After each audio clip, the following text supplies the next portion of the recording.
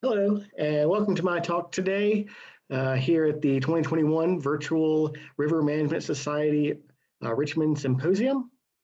Today I'll be discussing the National Rivers Project, mapping and showcasing the United States recreational rivers.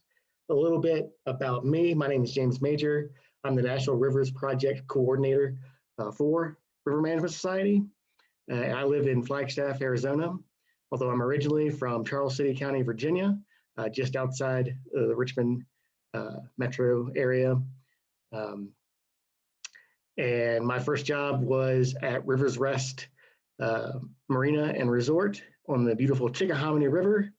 I lived there for 17 years before I moved up north to Fredericksburg and lived on the Rappahannock uh, for about 10 years before I ended up out west. And so I'm somewhat familiar with many of your rivers there in Virginia. Today I'm going to talk about the National River Recreation Database, what it is and how we get data added to it, how it's vetted, and why that's important, and why we continue to expand this project. So the National River Recreation Database is a searchable geospatial national rivers database that members of the public and river managers can use to shop, review, and analyze rivers by geographical location, river name, and managing agency. We've been working on this project since 2013. We work with federal land managers, municipal water trail leaders, and nonprofit organizations to develop a standard of data for a geospatial database of these recreational river reaches, access points, and campgrounds. Visitors can search rivers by their designation as a water trail, whitewater, or federally protected wild and scenic river. Project has two main goals, which is to offer a high-level view of rivers across the nation using attributes important to and familiar to fans of rivers and outdoor recreation, along with directing visitors to the definitive details resource for experiences to help them plan a visit. The NRRD has many attributes for these campgrounds, river access sites, and floatable reaches that we work with partners to collect and then make available through our website. The floatable reaches has 27 different attributes that we fill in. You can see an example of that here on the screen on this spreadsheet, this GIS attribute table.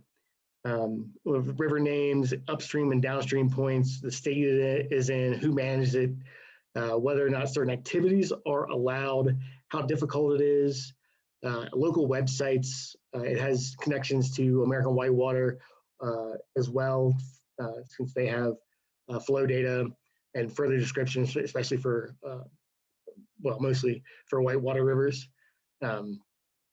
But we also have river access sites. We have another 18 or so attributes for each of the access sites that we have listed in the database, from things like, does it cost money to put in there, and what sort of access it is, everything from a nice big beautiful boat ramp to fly in only to many of our remote locations in places like Alaska. And then campgrounds has less details, about 7.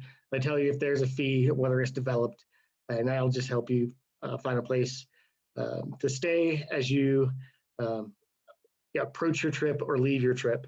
But these are all helpful, useful things for people trying to find new places, and we'll dive into that a little bit more. And once we collect that data, we send it to our partners, and some of our major partners are the federal land agencies. And they will send it to their field offices, vet the data, fill in any blanks for me, where local knowledge on the ground really helps, with the knowledge that we are missing from a search on the internet. So then that way we can have a very definitive and up-to-date database for them. They send it back to me, and I put it up on our website, which is how the public accesses the National River Recreation Database through our National Rivers Project website. And so I think the best way to explore that is to actually go to it so we can dive into it and look around. I'll move myself around a little bit there. So our header up here has our water trails, and you can go directly to water trails or whitewater reaches or wild and scenic rivers. Or you can search directly for the river that you're looking for, or you can go by state. You can go by state.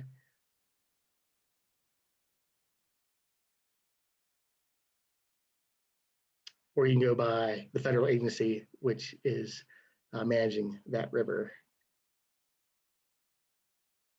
Another way that we work with our partners is when we keep a rotating group of featured rivers. A lot of times these will be ones that we've recently updated or recently worked with a partner to get onto the database to begin with. Or if we have things we want to highlight, such as we've got the Middle James up there as a featured river right now in recognition that the symposium was coming up and we wanted to highlight our partnership with the Virginia folks. Today we're going to take a deeper look into the Delta. The Delta River is in Alaska. We just added in partnership with the BLM. We're adding wild and scenic rivers throughout the West that are managed by the Bureau of Land Management. And we're proud to have completed Alaska. And we now have added 13 rivers and over 600 miles of river to our database just in the last month or so. So when you click on your featured river, it gives you a more detailed, tells you more detail what the river is like, when the times are that you want to run, and trip length, fishing, camping. It is wild and scenic. And then it gives you links. And that's one of the important things. It gives you links so that you can get into more detail. So if you click on the BLM, visit the Delta River, it'll take you to BLM website, which gives you more information, including directions, more information about the season and the climate and the history, vegetation, wildlife, fish, which might be of interest to people that are looking to get out and fish these rivers. Again, we have a little map that shows some points of interest, and you can zoom in there.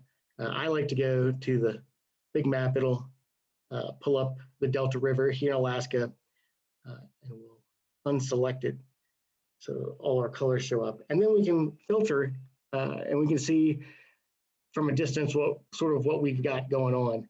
And we've got the pink is wild and scenic, so we can see that this whole stretch here is wild and scenic that we've got mapped. And a lot of that is whitewater. So it would be a fun whitewater trip. And then we zoom in more and we'll make better planned details about our trip. And then we can start to see what we've got. We've got a campground. We've got the Tangle Lakes campground there, as well as a boat ramp. And we can see that it has an actual boat ramp. Parking is day use. It has restrooms, but you got the campground next door, so you have a place to stay. So that's a good base camp for our trip. And that's to put in, as you would be able to tell from the BLM website. This river flows north and eventually enters the Yukon. So we'll go downstream, and then we'll find our takeout point. And we'll see that's a different kind of access. So it's a carry-in access.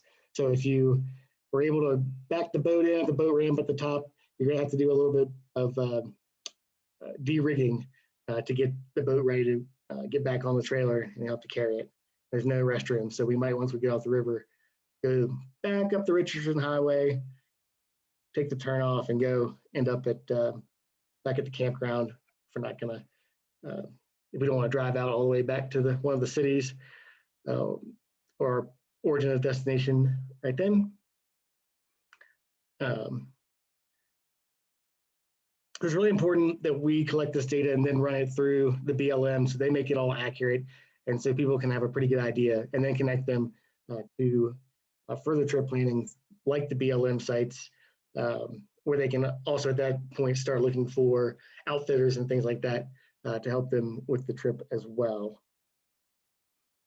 Another note, so we have, again, one of our important things is that we connect people to things that they need, assets.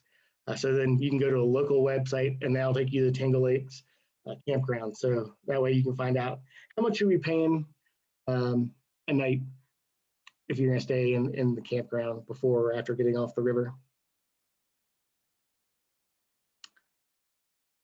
So let's go back. I'm now gonna take us to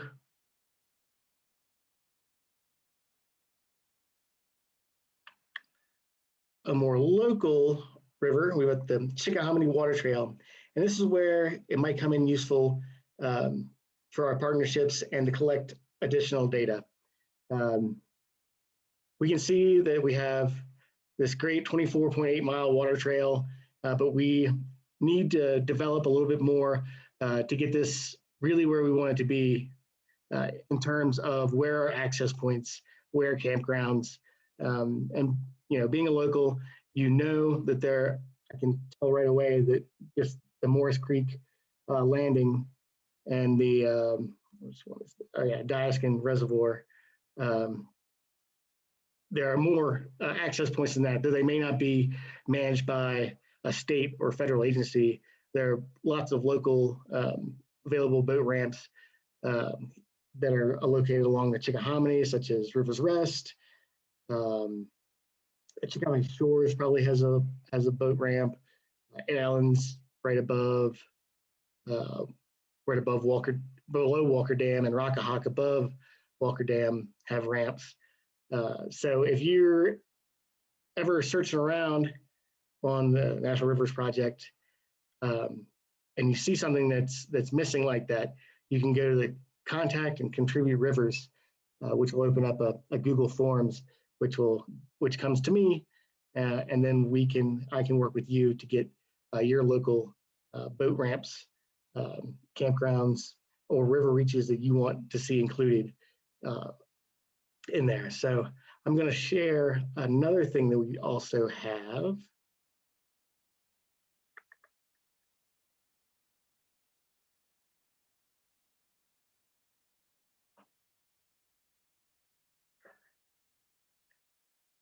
Which is, we have a data donation packet for folks. If you want to do this is what we normally send to the federal agencies or to the water trails groups, friends of organizations. So anybody that wants to add their river to our map, this is the first thing I would send them after getting together, having a meeting and talking about what we're looking for and how we do it and why it's important to get accurate information out to the public.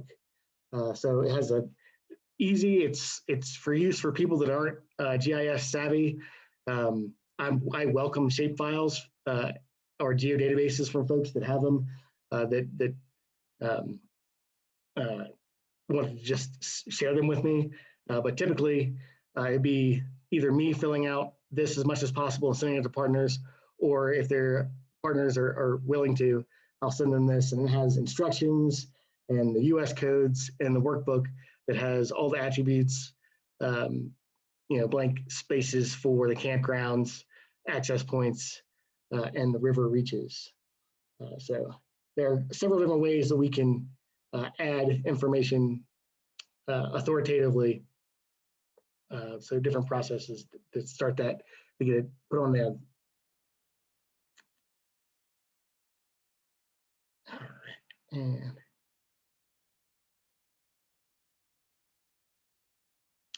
so with that, that's a little look at the National River Recreation Database, along with the National Rivers Project website, and how we collect the data and disseminate it to the folks out there. So if anybody has any questions or just wants to talk about rivers in Virginia, now would be a great time. Thank you today for joining me.